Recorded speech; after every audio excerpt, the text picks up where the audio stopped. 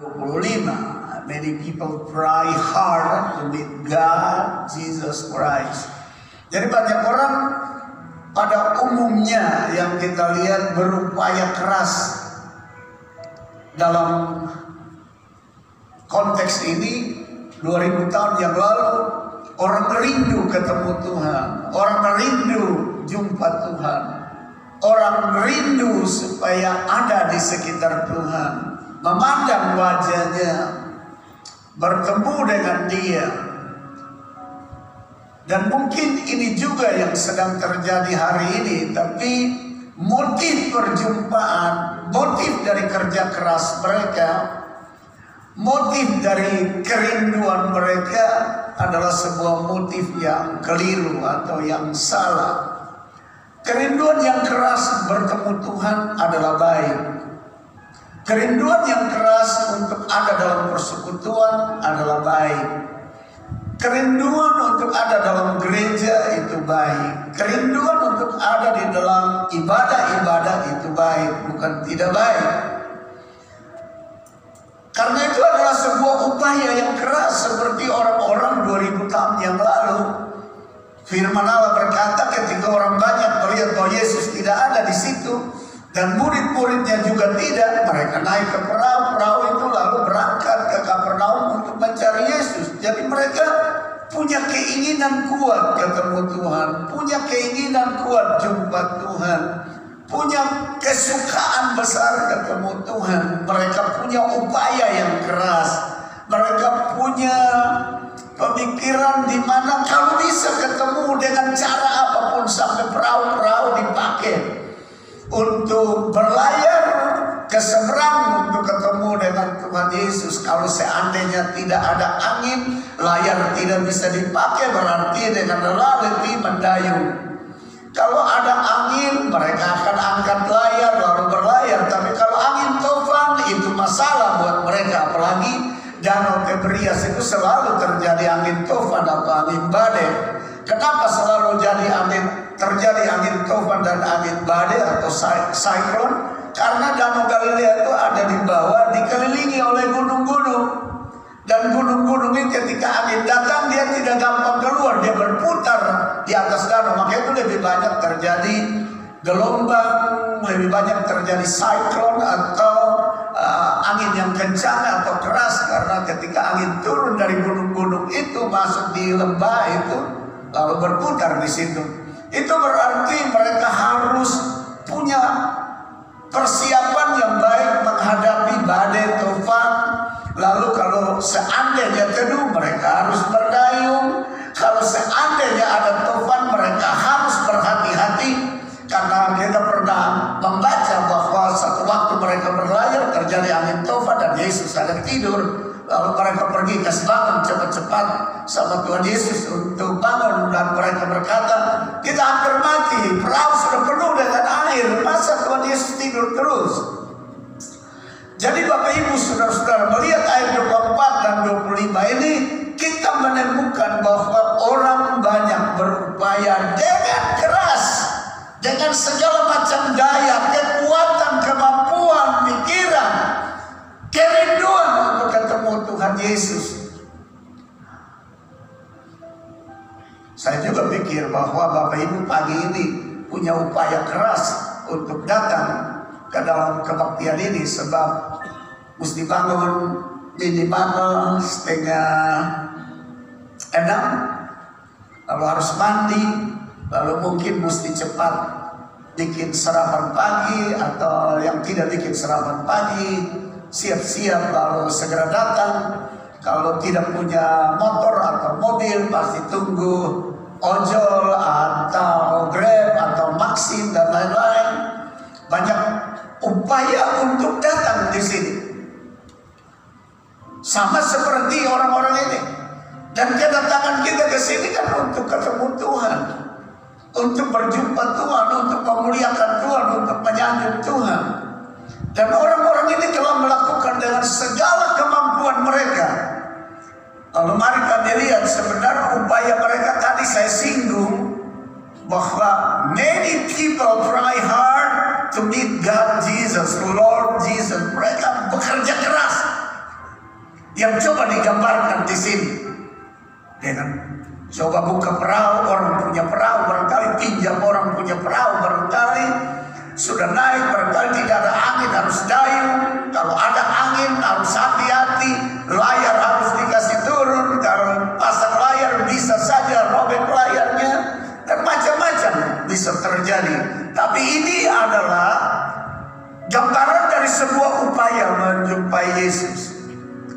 Ternyata upaya mereka untuk menjumpai Yesus bukan soal selamat, bukan soal pengampunan dosa, bukan soal berterima kasih karena mereka sudah ditebus dari kesalahan, dosa, pelanggaran, dibebaskan daripada perbuatan-perbuatan yang kotor. Tetapi mereka bergairah untuk datang ketemu Yesus, menyangkut paut keperluan perut, keperluan pekerjaan, keperluan uang, keperluan harta, keperluan makanan, keperluan minuman, keperluan jabatan, keperluan mungkin keperluan lahiriah, semuanya mereka punya tujuan ketemu itu. Mari kita baca ayat yang ke-26. Yesus menjawab mereka, "Aku berkata kepadamu, sesungguhnya kamu mencari aku bukan karena kamu telah melihat tanda-tanda karya penebusan.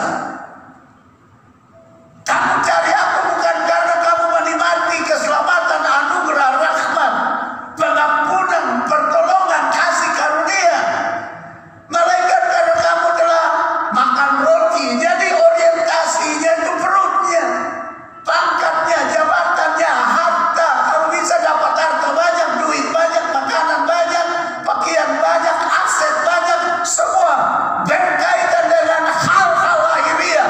Mereka bergairah datang cari Tuhan. Berapa banyak orang model seperti itu yang mau ketemu Tuhan hanya menyangkut paut kalau bisa hidup enak secara lahiriah, duit banyak, toko laku, keos laku, usaha maju dan lain-lain. Sebenarnya bukan salah, tetapi kalau itu orientasinya itu salah. Maka itu Tuhan Yesus bilang sama mereka, "Kamu cari saya bukan karena kamu melihat tanda keselamatan yang sudah diberikan kepada kamu, pengampunan yang sudah diberikan kepada kamu, penyucian yang sudah diberikan kepada kamu, kamu diangkat keluar dari dosa, tapi kamu karena makan roti, karena soal perut, karena soal pangkat, jabatan, makanan, minuman, harta, kekayaan untuk tubuh sementara ini yang kamu cari saya." Berapa banyak orang cari Tuhan bukan karena soal selamat, tapi mungkin pekerjaannya tidak jalan baik, kemungkinan kiosnya tidak laku, kemungkinan tokonya tidak maju, kemungkinan perusahaannya bangkrut, kemungkinan jabatan tidak naik dan lain-lain yang digambarkan karena kamu hanya orientasi kepada yang tubuh ini punya keperluan. Sedangkan Tuhan Yesus bilang tanda penebusan, tanda pengampunan, tanda penyucian, tanda pembebasan, tanda karunia dan anugerah daripada pihak Tuhan, kamu tidak cari. Berapa banyak orang model seperti ini? Saya pernah bersaksi di sini, ada seorang ibu muda yang dulu waktu kami persekutuan suka datang berdoa. Dan doanya, satu, usahanya maju, dia sudah lama tidak punya anak. Jadi semua menyangkut keperluan lahiriah. Setelah berbulan-bulan berdoa lalu dia hamil, toko mulai maju, sampai sekarang hilang dari gereja. Karena memang carinya hanya perut. Yang dia perlukan ketemu Yesus itu hanya toko maju, perusahaan maju, dapat anak, tapi tidak melihat karunia yang besar dalam menyelamatkan, membebaskan, yang mengampuni, menyucikan. Tidak melihat itu. Kalau ibu gembala pernah ketemu dia, selama tidak datang gereja, aduh sibuk urus anak, urus toko dan lain-lain. Anda lihat itu contoh sederhana. Dia datang kepada Tuhan sama seperti orang ini.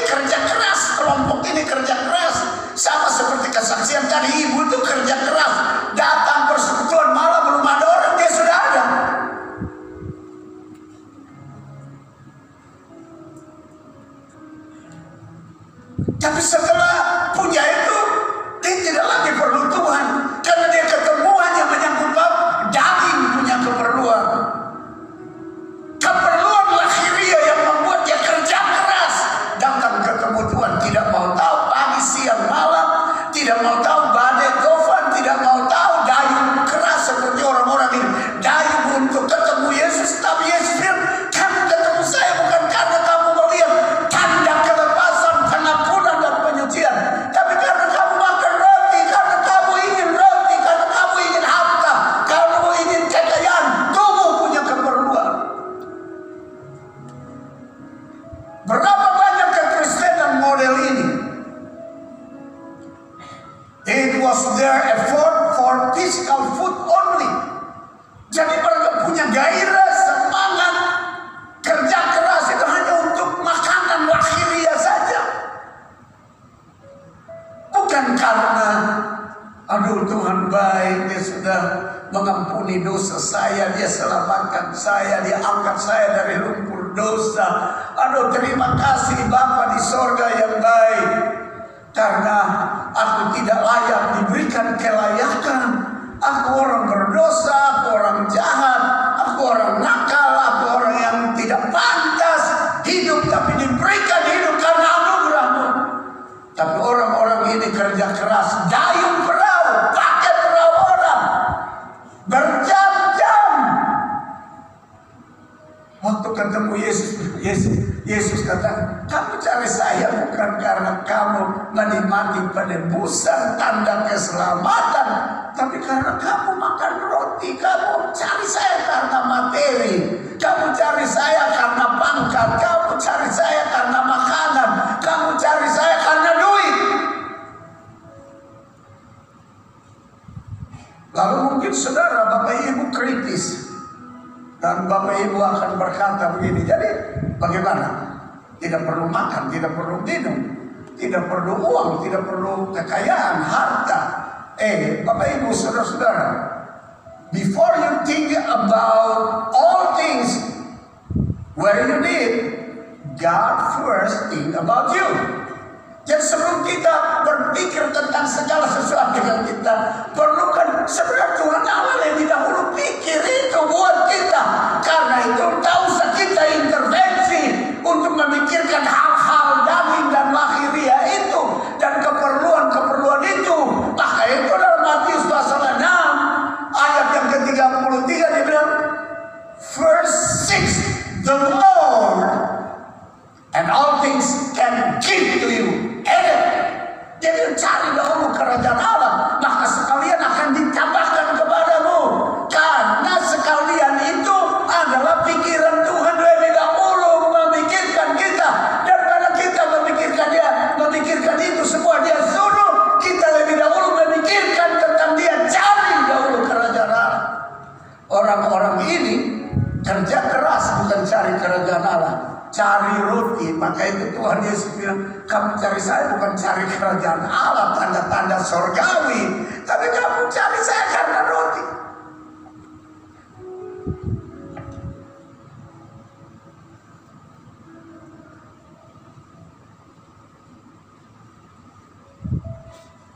Ayat 26, Yesus menjawab mereka, aku berkata kepadamu, sesungguhnya kamu mencari aku bukan karena kamu telah melihat tanda-tanda, karya penebusan, karya pengampunan, karya penyucian, karya kelepasan daripada setan iblis, dari sakit penyakit dan kutuk.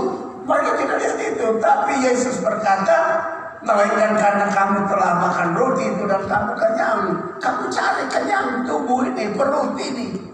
Kalau duit banyak sudah senang, harta banyak sudah senang, emas banyak sudah, aset banyak, duit banyak di bawah senang, semua senang. Tuhan bilang, kamu cari saya karena itu saja. Tapi itu tidak mengantar kamu kepada keselamatan. Itu tidak mengantar kamu kepada pembebasan. Itu tidak mengantar kamu ke dalam penyucian. Malah orang duit banyak bersinar lebih banyak. Malah orang uang banyak memanfaatkan uang bunuh orang. Kalau saudara ikut berita tentang Ferdi Sambo, saudara akan lihat berapa banyak duit dia punya. Tapi bagaimana digunakan uang? Malah istrinya juga, dia juga, siapa yang bunuh dijanjikan kasih uang 0,5 miliar, 1 miliar. Anda lihat kekayaan, kalau tanpa Tuhan lebih dahulu, arahnya kejahatan. Saudara lihat, kita punya oknum-oknum di kota ini yang punya jabatan pangkat. Kalau bertugas ke Jakarta, apa yang berlabuhan? Kan cari perempuan kalau dia laki-laki. Kalau dia perempuan, dia cari laki-laki di sana kan? Selama orientasi kita hanya roti, hanya keperluan tubuh, tidak ada sesuatu yang baik akhir dari hidup kita.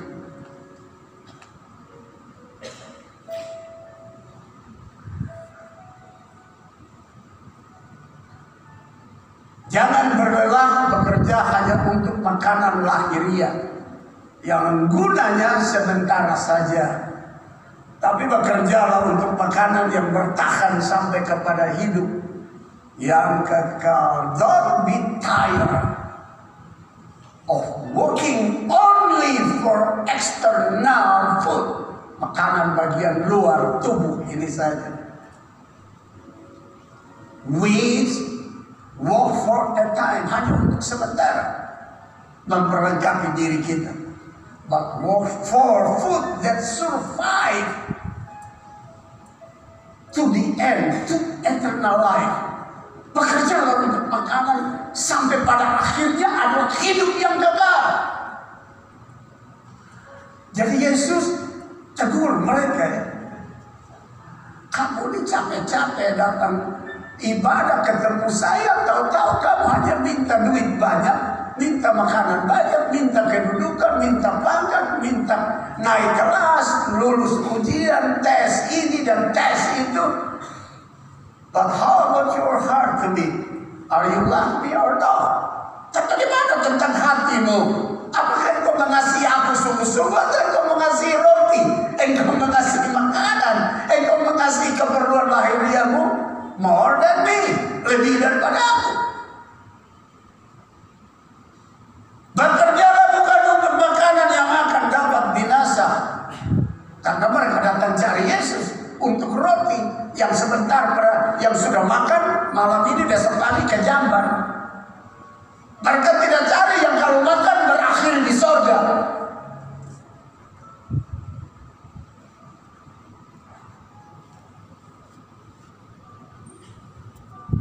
Saya sudah ulang-ulang bicara. Rancangan Tuhan pada awalnya saudara dan saya kaya raya, limpah dengan berkat, tidak pernah jadikan kita mengemiki seorang yang melarat, orang yang hidup tidak punya apa-apa, tidak. Saya ulang-ulang menyebutkan Yohanes 10 ayat 10. Bagian A dia bilang, pencuri datang untuk merampok, membunuh dan mematikan. Tapi bagian B dia bilang, Yesus berkata, aku datang supaya kamu beroleh hidup kelimpahan dan limpahnya dalam segala hal. Berarti tidak pernah ada planning daripada Tuhan, program daripada Tuhan untuk kita melarang, bukan? Tapi karena kita lebih banyak orientasinya bukan kepada Tuhan, tapi kepada sama seperti orang-orang ini kerja keras, hanya orientasi berpikirnya penempatan pertamanya, prioritas pertamanya hanya pikir roti yang mereka makan, tapi tidak memikirkan bahwa pembuat mujizat yang melakukan mujizat, penyelamatan, penebusan, kebebasan, penampunan, penyucian itu mereka tidak pikirin.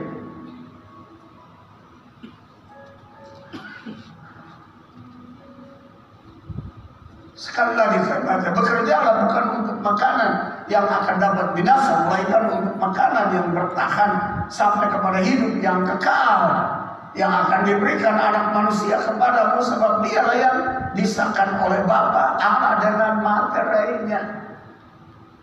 Do not labor for the food which perish.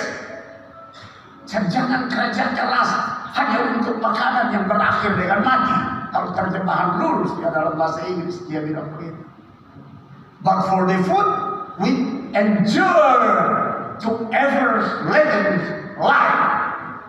Tapi berbayar untuk untuk mendapatkan makanan yang bernilai kekal sampai kepada kehidupan yang kekal.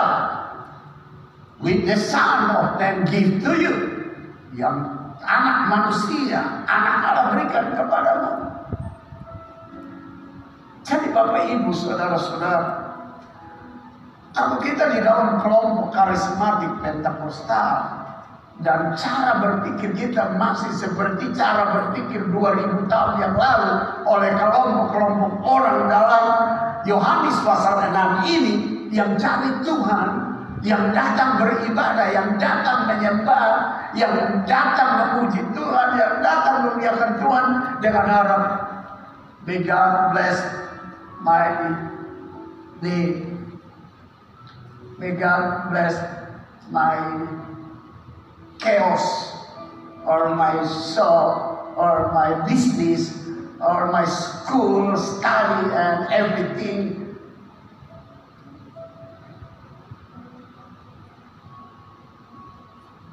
Kalau itu saja kita datang gereja kan, Tuhan tolong supaya saya diberkati, Tuhan tolong supaya toko saya, chaos saya, tolong perusahaan saya supaya maju, bisnis saya supaya maju. Cara berpikir ini di 2000 tahun yang lalu adalah cara berpikir zaman itu. Seperti orang-orang ini kerja keras hanya untuk itu. Lalu Tuhan tegur keras, kamu cari saya bukan karena kamu menikmati tanda keselamatan, tapi karena kamu punya perut, kamu punya jabatan, kamu punya duit, kamu punya perusahaan, kamu punya toko, kamu punya bisnis dan lain-lain. Padahal kamu lupa, sebelum kamu cari itu, saya sebenarnya perancang awal memikirkan bahwa kamu perlu itu semua. Kalau baca itu Matius 6 ayat 34 dan 35 dan seterusnya selain ayat 33, dia bilang sebenarnya semua orang di dunia cari seperti itu, tapi kamu anak Tuhan, kamu jangan mendahulukan itu, dahulu Tuhan.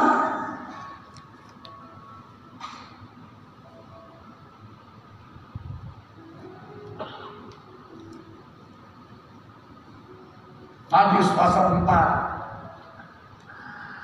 But he answered and said to them, it is right. Yesus berkata kepada mereka bahwa telah tertulis, man shall not live by bread only, but by every word that proceeded out of the mouth of God. Manusia bukan hidup dari roti saja. Tapi tadi kelompok orang ini kerja keras hanya untuk roti saja. Berapa banyak orang yang menyibukkan dirinya melampaui program dan rencana Allah yang sebenarnya sebelum dia pikir tentang dia punya keperluan lainnya, Tuhan sudah lebih dahulu berpikir tentang dia.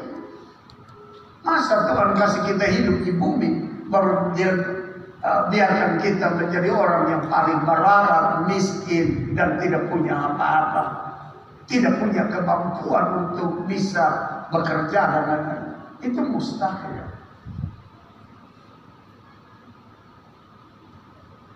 Tuhan Yesus sudah ngomong manusia tidak hidup dari roti saja, tapi orang-orang ini lebih banyak bekerja keras hanya untuk roti. Lalu Tuhan bilang, kerja buat makanan yang bernilai kekal dong. Karena hanya untuk perutmu saja yang engkau berjuang, ketemu saya. Tapi engkau tidak berjuang menyangkut paut. Kalau mati nanti engkau kemana? Engkau tidak berjuang dalam kehidupan ini. Bagaimana kalau engkau sudah mendapat kasih karunia, rahmat, pengampunan? Bagaimana engkau bisa membawa seseorang kepada saya atau antar dia kepada keselamatan?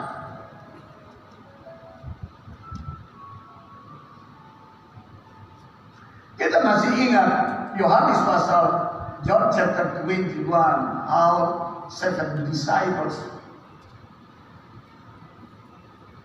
come to the lake of Tiberias and try to cast their net to get fish. Ada tahu itu cerita bagaimana 7 murid datang di Danau Tiberias dan membuang pukat jalan untuk dapat ikan. Kan mereka sudah kasih tanda Tuhan. Lalu mereka berorientasi cari ikan lebih dahulu. Kasih tinggal Tuhan. Karena pikir Tuhan sudah mati. Padahal Tuhan sudah nyatakan diri kepada mereka beberapa kali. Dan mereka tidak yakin. Mereka coba berorientasi cari makanan lebih dahulu. Dan Anda tahu alur ceritanya. They cannot get something, anything. Mereka tidak dapat apa-apa. Seandainya kalau tidak dapat apa-apa, untuk 1 bulan 1 tahun mereka sudah mati. Tapi kita tahu cerita itu. Yesus datang dan dia bilang, anak-anak, kamu suka tinggal sama saya, kamu cari ikan jadi sudah dapat ke belum? Kamu cari hasil ciptaan saya dan bukan cari saya sebagai pencipta, kamu sudah dapat atau belum?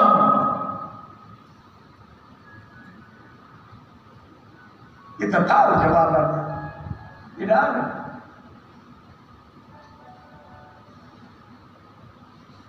Lalu Tuhan Yesus bilang, ayo, cast your net to right place. Buang pukatmu, jalanmu di sebelah kanan. Lalu mereka ikut suara Tuhan. Dengar suara Tuhan. Lalu mereka dapat berlimpah-limpah 150 ekor ikan besar-besar. Kenapa mereka dapat itu? Sebab mereka mendahulukan taat suara Tuhan. Bukan mendahulukan taat suara mereka. Waktu taat suara mereka tidak dapat ikan.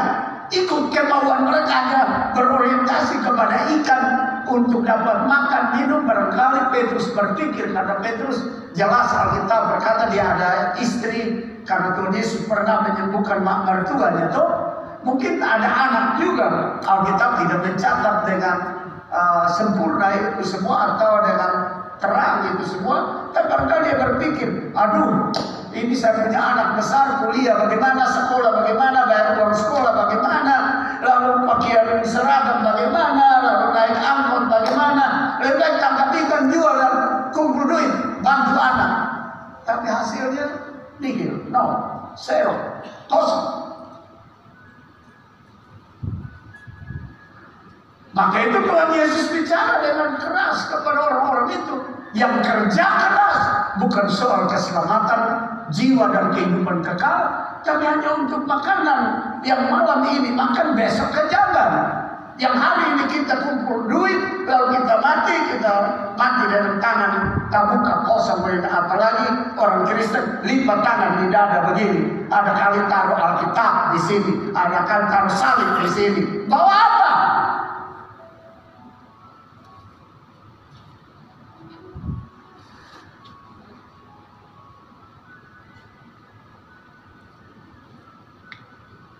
Ternyata mereka yang bekerja keras mencari Tuhan Yesus tidak memahami kebutuhan yang sejati dari hidup ini. Turn those who work hard to find the Lord Jesus Christ do not understand the true needs of the life. Jadi mereka bekerja keras mau ketemu Tuhan, tidak memahami kebutuhan yang sejati atau kebutuhan yang sesungguhnya dari hidup ini. Mereka hanya berpikir tentang kebutuhan sementara. Sebab Matius pasal 4 ayat 4 sudah bilang, manusia tidak hidup dari roti saja. Mereka hanya berpikir tentang dari roti saja. Tuhan Yesus bilang, manusia hidup dari setiap firman yang keluar dari mulut Allah. Mereka tidak berpikir itu. Bahwa firman yang keluar dari mulut Allah menjadi prioritas. Firman itu adalah Kristus. Ini bukti. Ayat 28. Lalu kata mereka kepadanya, apakah yang harus kami perbuat supaya kami mengerjakan pekerjaan yang dikehendaki Allah? Kami sudah kerja keras, dayung perahu, kasih naik layar, ada tofan badai, tapi kami berjuang ketemu engkau. Lalu engkau bilang kamu bekerja keras ternyata kerja sia-sia. Karena kamu hanya pikir perut kamu, roti bagi perut kamu. Kamu kerja yang tidak ada arti punya. Lalu baru mereka tahu, baru mereka mengerti dan mereka tanya. Dan waktu mereka bertanya ini membuktikan bahwa mereka bekerja keras dan mereka tidak tahu bekerja keras mencari Tuhan Yesus, tidak memahami kebutuhan yang sejati, kebutuhan yang real, kebutuhan yang sesungguhnya dari hidup ini.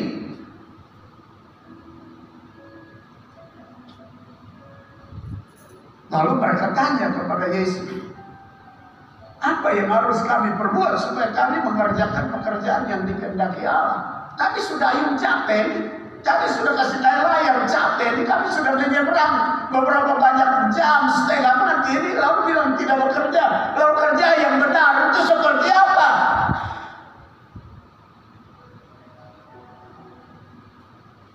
Tuhan Yesus memberitahukan, the Lord Jesus Christ told to them, the right work is, pekerjaan yang benar dan yang dikehendaki adalah ini dia. Jawab Yesus ayat 29 kepada mereka, inilah pekerjaan yang dikehendaki Allah. This is the word of God, that you must believe in Him who already sent. Yaitu hendaklah kamu percaya kepada Dia yang telah diutus Allah. Jadi mereka kerja keras, tapi mereka tidak percaya. Mereka kerja keras itu hanya untuk kalau bisa dapat makan, dapat hidup, dapat pangkat, dapat duit, dapat harta, dapat kekayaan, dapat nama besar. Tapi mereka tidak percaya Dia sebagai Tuhan Allah dan Juru Selamat. Maka itu Tuhan Yesus bilang, pekerjaan yang aku kehendaki adalah believe in Him. Percayalah kepada Dia. Kamu tidak percaya kepada Dia. Kamu hanya percaya kepada mujizat rotinya untuk keperluan perutmu. Tapi engkau tidak percaya kepada Dia adalah Tuhan, penebus, Allah, Juru Selamat, pembebas, dan Sang Pencipta. Kamu lebih percaya kepada hasil ciptaannya, tapi penciptanya kamu tidak percaya. Maka itu Tuhan Yesus bilang, kerja yang benar adalah believe in Him. Percayalah kepada Dia. Berikan sanjungan yang terbaik kepada Dia. Mari kita bangkit berdiri. Saya berharap